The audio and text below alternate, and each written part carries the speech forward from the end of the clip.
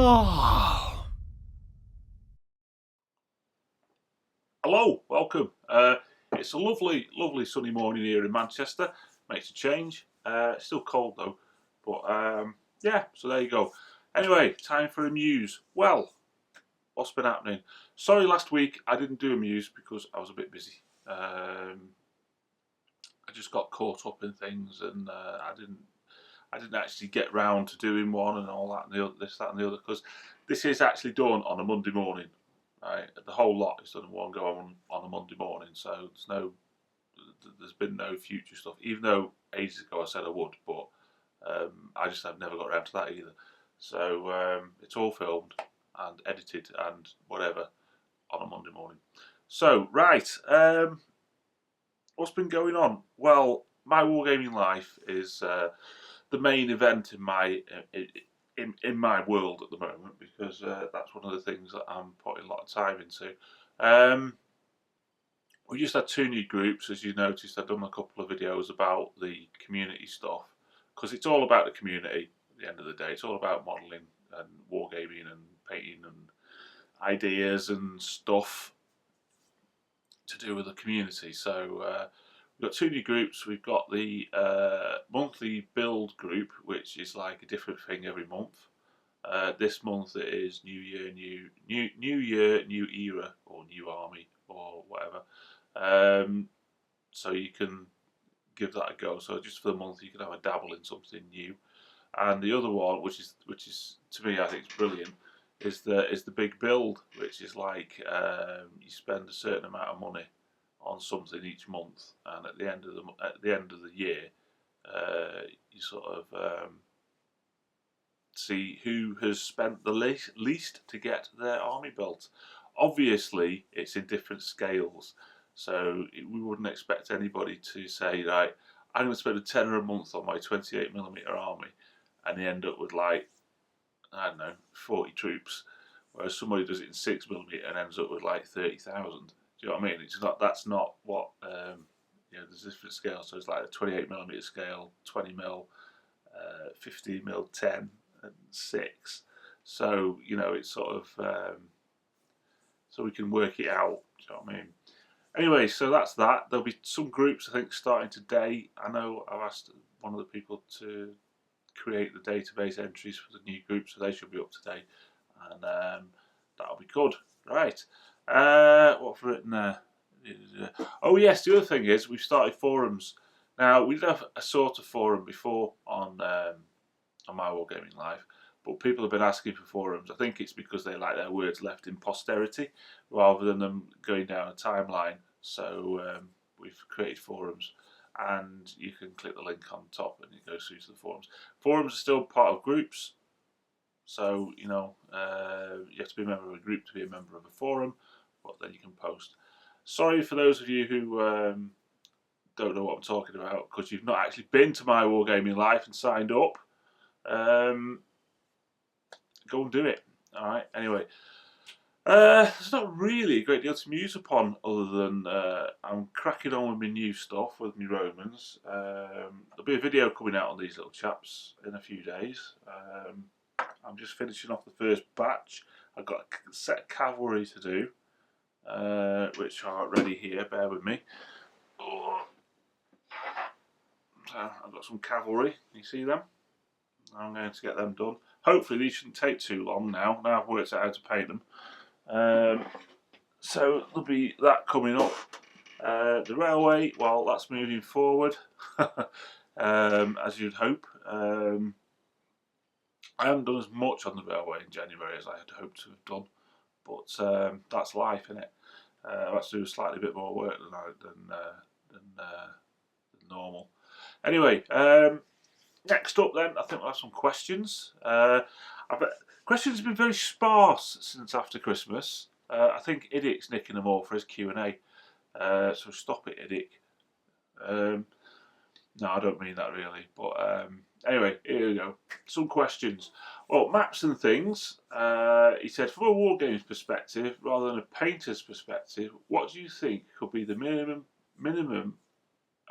paint to get away with for gaming in the Napoleonic 28mm? To be honest, it all depends on your rules, I suppose. I mean, for me, my minimum is 3 battalions of infantry, a battalion of cavalry, and an artillery piece. So basically, a sort of a brigade-size army. But that's for black powder. Now, I don't know about other rule sets. It might be different. Somebody loves me. Let me have a quick look. Yeah. That's just telling me that the groups have been created. So that's all I can say on that. I just say that, and it says the minimum paints. It says block painting, lapels, cuffs, etc., and ink dip finish. Yeah, well, I would as well. A little highlight over the top. That's exactly how I do it. Basically, I just block them in, give them a dip, and then re-highlight them. When I say I give them a dip, I don't dip them in. I mean, I give them a varnish wash, as it were, with the army painter, and then just re-highlight the bits. So they look all right for the tabletop. It's perfectly fine. You know, at the end of the day, you want a painted army. You don't want to be spending 6 months per figure. You just want to get the whole lot done. So yeah, I'd say a few battalions. So depending on the size of your army, yeah, the size of the nation that you with, your battalion sizes might be slightly different. But yeah, I mean, I've got a battalion for my Prussians. I'm having a battalion of 2 battalions of musketeers and a battalion of landwehr, some cavalry, whatever, uhlans, and an artillery piece. And that's a basic small thing, and I suppose you can get away with it. People to ask about that in more detail will be people like Pancake and Paul Alba and Von Ketteringham, who that's a good smattering of rule bases there. So I'll put links into their channels below anyway, so maps and things, you can go and have a word with them. Right, Beckus. Beckus is quite an interesting question from Beckus down there in the land of Oz. He says, well, first of all, we've talked about snow, and he says he's never seen snow, poor lad. But anyway, he says, do you, or have you ever played board game war games? If so, which is your or was the best one you played? Right. Depends what you mean by board game war games. I mean, if it's things like Risk, and Campaign, I play them endlessly. But I don't think so. And then you've got things like Space Hulk. I mean, I played Space Hulk quite a lot, but I haven't played the new one because it still hasn't painted it, to be honest. I just bought it because it was coming out and I wanted to make sure that I got it. Well, I didn't buy it; the wife bought it for me. But I think you might mean them counter and hex games. And to be honest, I'd love to know a good one to play. I look at people like Itinerant Hobbyist and I see his stuff with all these like counter and hex games. You know, they're all like World War II mainly, but I'd like to see some historic ones and give them a go. But I can't. The ones I see are really expensive. I mean, they're really expensive, like £70–80. And I'm thinking, if I don't like it, then that's a bit of a waste of money, isn't it? But I'd love to get into them. I really would, but I don't know where to start. I keep watching people on YouTube playing them, but I can't find any sort of like, this is a good one for Dark Ages, Ancients, or they all seem to be World War II. But yeah, I'd love to get into them. And no, I've never played one. I think when I was a kid, when I was about 10, I actually bought one for Normandy, and I opened it, and it just was too complicated for me, and I never used it again. So I don't know what happened to that, but it probably got lost in the attic at my parents' house at some point. But no, I'd love to get into them, but I don't know where to start. So if anybody has any tips, hints, or good pointers to counter and hex games for not World War II, but more like Napoleonic ones or Ancients, let me know, because I'd love to get into them, but like I say, I don't know where to start. Right, and British Legion. British Legion's managed to string a sentence together. He says, I'm hoping that Battlefleet Gothic comes out this year sorry, I hope that Battlefleet Gothic comes out this year, the remake. I hear you once had some. What faction was your favourite, and will you be getting it if it ever gets remade?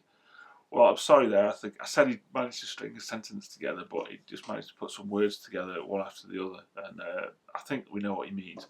Basically, Battlefield Gothic is going to be released. I think it's Forge World are doing it, are they? I know there's a big announcement about they were bringing back things like Blood Bowl, Mordheim, Battlefield Gothic, and stuff, which is a good thing in my view because they dumped all the specialist games a few years ago, um, and Epic as well. Battlefield Gothic was a fantastic game, and I loved it. I had an Empire fleet, a Chaos fleet, and an Elder fleet. I didn't like the Orcs. And I'm not really a big fan of Orcs. But my favourite, I think, is it's got to be the Imperial fleet. I love the Imperial fleet. The Chaos. Oh, do you know what I mean? I don't really do Chaos, and I think the Elder are too sort of sleek. But the reason I had the three factions was simply because I didn't know anybody else to play against. So I used to rope my eldest into play, and he couldn't be bothered to paint them, so I'd paint them up. And because he liked Man of War, you see, and we'd had a big Man of War fleet for all that. And so I'd say I play Man of War, and he could, and then he'd have to play Battlefield Gothic. But it's a great game, absolutely superb game. And if it gets remade, depending on budget, I might dabble and get a small Imperial fleet again. Because I sold stupidly, what was left after the flood.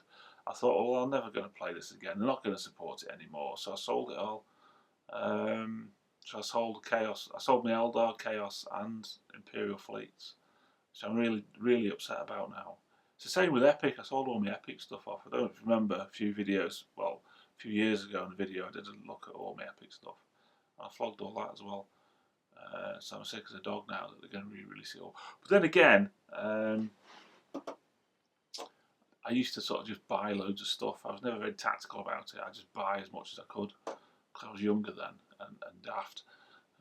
So hopefully I'll be a bit more sort of selective about what I buy and try and just get a quick fleet together. But then again, I'm also looking at the Star Wars game because that looks ace, that X-wing, that looks top.